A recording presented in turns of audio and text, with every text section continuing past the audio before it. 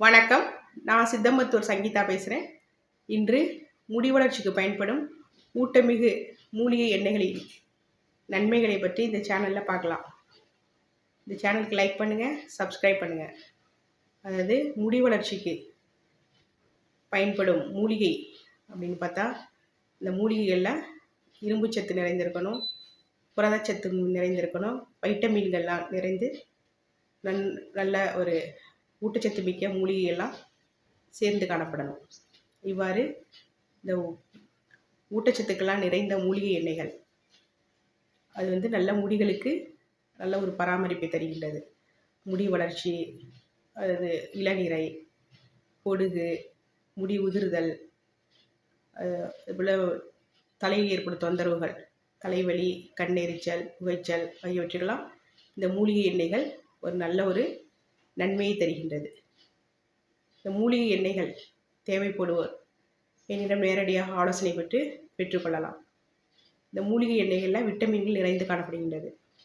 முடிகளின் வளர்ச்சிக்கு தேவைப்படும் கெரோட்டின் என்ற புரதச்சத்து இந்த மூலிகை எண்ணெய்களில் காணப்படுகின்றது. மேலும் இரும்புச்சத்து, கால்சியம் சத்து மற்றும் வைட்டமின்கள், பயோட்டின்கள் நிறைந்த இந்த மூலிகை எண்ணெய்கள் ஒரு நல்ல தீர்வாக இருக்கிறது முடி வளர்ச்சிக்கு. மேலும் உள்ளுக்கு மருந்து அப்படின்னு பார்த்தா, இரும்புச்சத்து நிறைந்த மூலிகை பவுடர்கள், கேப்சூல்ஸ்கள் தான் ஆலோசனை பெற்றுக்கொள்ளலாம். இவற்றை தொடர்ச்சியாக நாம் ஒரு 6 மாதம் சாப்பிடும் பொழுது முடி வளர்ச்சி நன்றாக இருக்கும். இளநரை போகும். அதுபோன்று ஒரு முடி உதிர்வு, முடி வளர்ச்சிக்கு நல்ல ஒரு ஊக்குவிக்கும். அதாவது மூளையின் ஞாபகத்திறனும் இந்த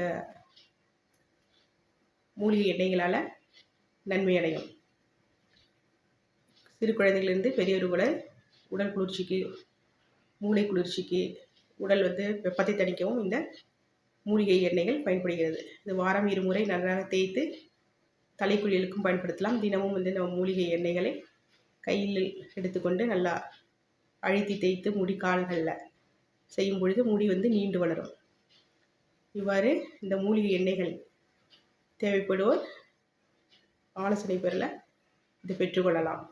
இந்த மூலிகை எண்ணெய்களில் என்னென்ன மூலிகையெல்லாம் செய்கிறது அப்படின்னு பார்த்தா, கரிசலாங்கண்ணி, பொன்னாங்கண்ணி போன்ற இரும்புச்சத்து நிறைந்த மூலிகைகள், கற்றாழை, நெல்லிக்காய், செம்பருத்தி, வெந்தயம், வெட்டிவேர் போன்ற மருத்துவ குணம் கொண்ட மூலிகைகள் சேர்ந்து தயாரிப்பதால்